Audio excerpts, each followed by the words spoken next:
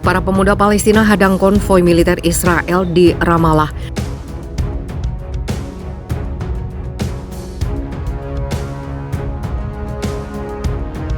They were evicting families to demolish the house. They didn't want us, the media, to show that to the world. After Israeli forces killed journalist Shireen Abu Akleh, they have been deliberately targeting journalists. They know they're not being held accountable.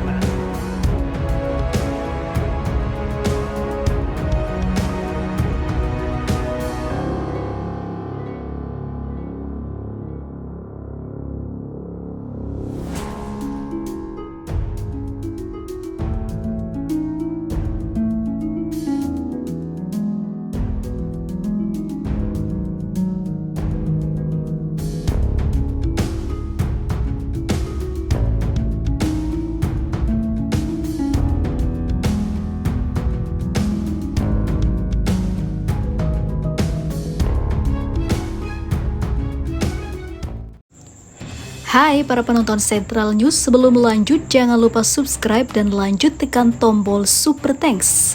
Tombol Super Thanks ada di atas tombol subscribe. Jika Anda ingin mensupport channel kami menyajikan berita yang paling Anda tunggu-tunggu. Terima kasih.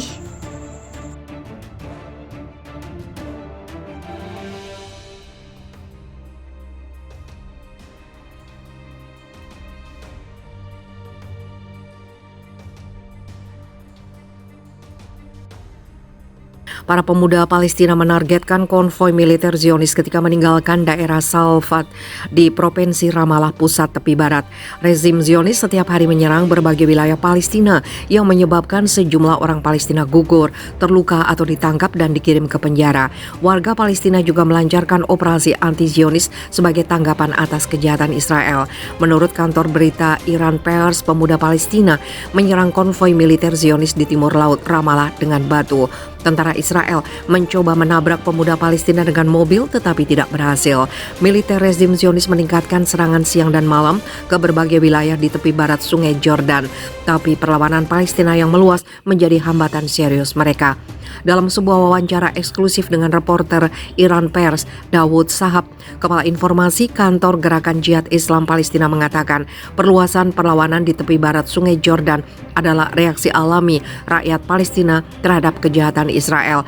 Gelombang perlawanan para pejuang Palestina menanggapi kejahatan Zionis yang tidak terhitung jumlahnya dengan cara apapun. Ini telah menciptakan ketakutan bagi pemukim dan tentara Israel.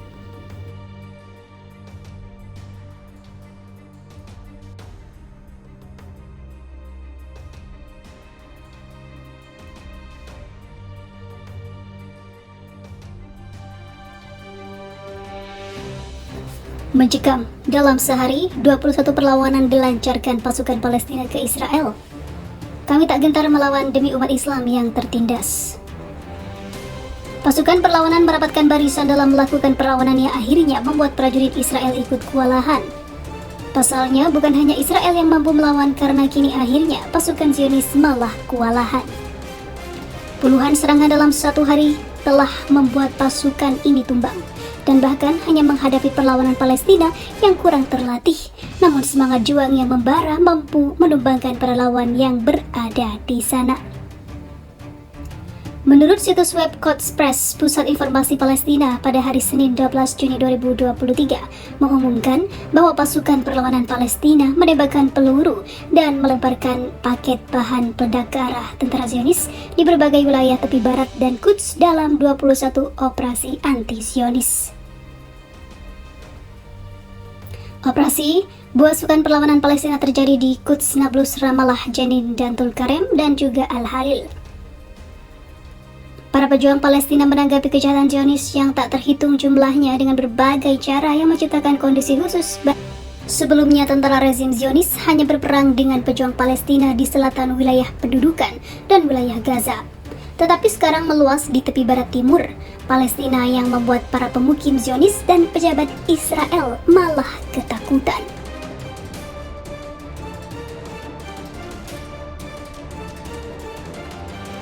Amerika Serikat mewanti-wanti Israel agar tidak memperluas pendudukan dan pencaplokan ilegalnya di tepi barat Palestina. Pernyataan itu diutarakan Menteri Luar Negeri Amerika Serikat menanggapi pemerintahan baru Israel yang akan kembali dipimpin ex-Perdana Menteri sebelumnya, Benjamin Netanyahu. Setelah partainya Likud memenangkan pemilu 1 November lalu, 2022.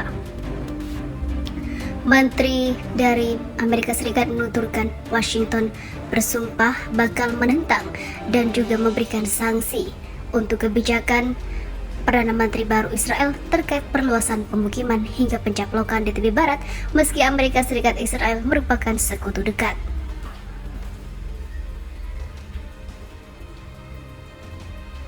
Dalam kesempatan itu, Menteri dari Amerika Serikat menegaskan pemerintahan Amerika Serikat di bawah Presiden Joe Biden akan bekerja tanpa henti untuk mempertahankan cakrawala harapan pembentukan negara Palestina meski peluang itu semakin redup.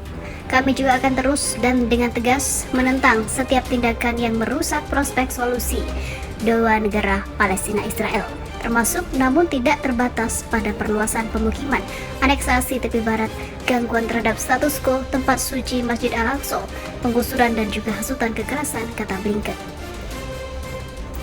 Blinken memperingatkan untuk tidak mengalah pada sinisme dan terus bekerja untuk perdamaian Palestina-Israel.